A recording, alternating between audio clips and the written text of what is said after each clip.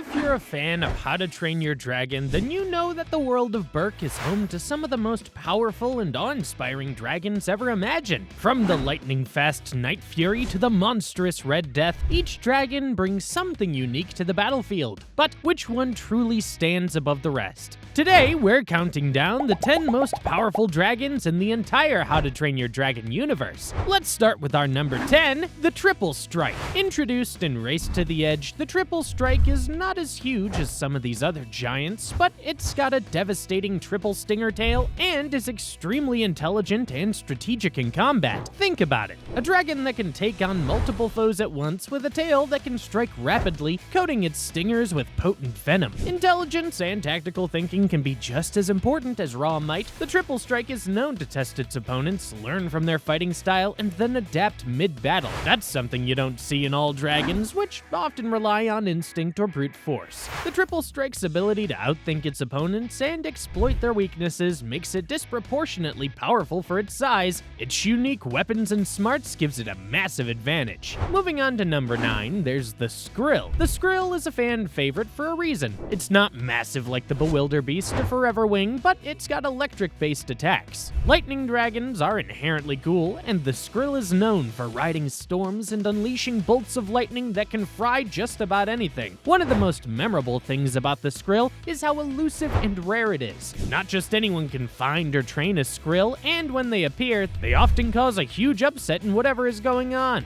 They can also encase themselves in ice to hibernate and survive tough conditions. That sort of adaptability and element of surprise is a form of power too. The Scrill doesn't rely on sheer size, it relies on speed, agility, and a devastating elemental attack that stands apart from the typical fire. That's what makes it feel special. A single lightning blast could take down dragons that are physically stronger if they're caught off guard. At number 8, we have the Light Fury. The Light Fury was introduced in the Hidden World film, and he's essentially a cousin to Toothless and the Night Furies. Light Furies are incredibly fast, capable of cloaking themselves mid-flight, and have a plasma blast that's not to be trifled with. Now, Toothless as a Night Fury is iconic, he's the star of the show after all, but the Light Fury brings her own unique flavor to that power. She's stealthy and graceful, almost invisible against a bright sky, which is crazy when you think about how you defend against something you can barely see. In a one-on-one dogfight between dragons, a Light Fury could outmaneuver many, using speed and stealth as primary weapons. Talking about it, we have at number 7, the Night Fury. Though we've known him from the start, new materials and expansions have continued to highlight just how special the Night Furies are. Toothless is not just powerful because of his plasma blast or his speed, but because he's got incredible intelligence and a deep bond with humans, especially Hiccup, that allows him to do things other dragons could never imagine. It might sound a bit cliche, but intelligence, adaptability, and forming alliances can be considered a huge form of power. The Night Fury species was always kinda mysterious, known to be the unholy offspring of lightning and death, striking like a bolt from the blue. Throughout the series, comics, and extended universe, the Night Fury's abilities have only become more legendary. You learn that Toothless can challenge powerful foes, outsmart other dragons, and lead as an alpha in his own right by the end of the trilogy. Well,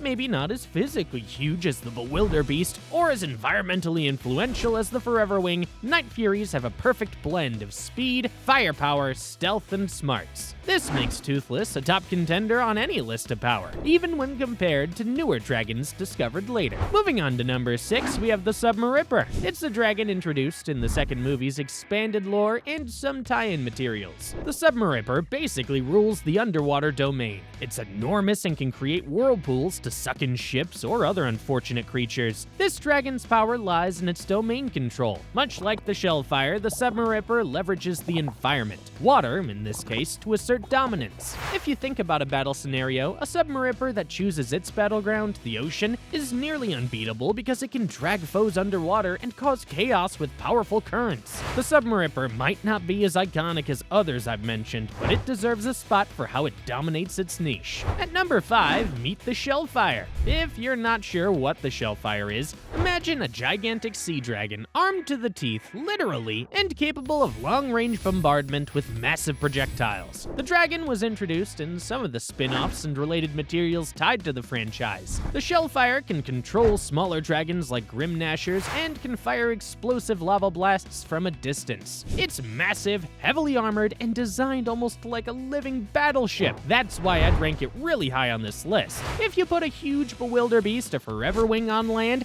that's one thing, but Shellfire dominates the seas. It's also great for the narrative because it shows us that different environments breed different apex dragons, each ruling their own domain. Now at number 4 comes the Screaming Death, which you might remember if you're a fan of the TV series. The Screaming Death is this massive, pale white dragon that's like a giant Whispering Death, but far more menacing. Whispering Deaths are pretty scary already, known for their rotating rows of teeth and ability to burrow through solid rock. The Screaming Death takes that terror to an entirely new level. It can cause massive destruction by tunneling under villages, collapsing them from beneath, and it's got this overwhelming strength and a really nasty temperament. If you measure power by the raw capacity for destruction, the Screaming Death is right up there. Maybe it doesn't command others like the Bewilderbeast, and it doesn't shape forests like the Foreverwing, but in terms of raw brute force and an almost unstoppable drive, the Screaming Death deserves a top spot. The Screaming Death just doesn't care. It's like a living siege engine ripping through rock and buildings alike, and that's a form of power that, while maybe a bit one-dimensional, is still terrifying and super effective.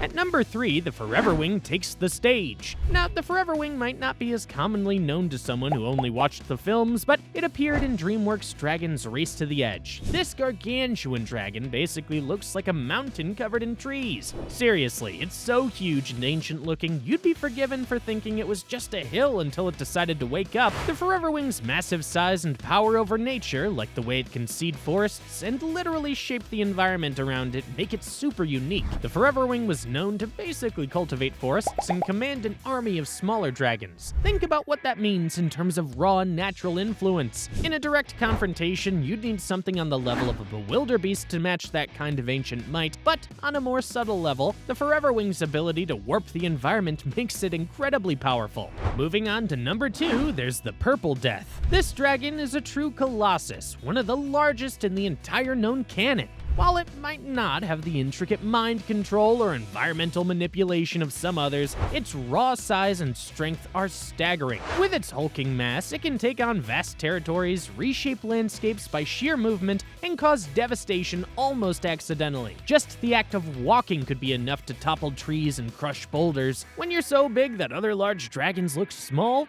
that's a special kind of power. The Purple Dragon might not be as commonly known as some of the film stars, but its reputation in the extended universe is that of a beast so grand in scale that confronting it is basically unthinkable. In a direct fight against many on this list, the Purple Death's sheer physical might and durability would give it a crushing advantage. Sometimes brute force on that scale can overshadow more delicate abilities. Finally, at number 1, standing at the absolute pinnacle of dragon power, is the Bewilderbeast. If you remember that iconic showdown in How to Train Your Dragon 2, you know the Bewilderbeast is an alpha-level dragon. Alphas aren't a race by themselves, it's more like a status certain dragons can achieve, but the Bewilderbeast stands out. These massive, elephant-sized creatures with the ability to shoot out icy blasts can not only reshape entire icebergs, but also control other dragons to a large extent through some form of sonic commands. And even though we first encountered the Bewilderbeast in the films, these legendary dragons have made appearances or have been referenced in various canonical sources, giving us a bit more insight. The one we see in the second movie actually lost control of its minions to another Bewilderbeast, showing us that even among these titans, there are different levels of strength and dominance. The mental control aspect is probably what makes them so rare and revered, and considering that not many people can stand up to one in a direct fight, it's fair to keep it near the top of our minds when we talk about sheer power. Of course, this is all subjective. Some fans might argue that other dragons deserve a place on this list, like the Red Death from the first movie, which was itself a massive controlling dragon that forced others to feed it. Or perhaps the Death Gripper from the third movie, which is horrifying and powerful in its own right, paralyzing venom. There are so many candidates. The franchise is rich with dragons that each have their own special abilities, personalities, and impact on the world around them. So,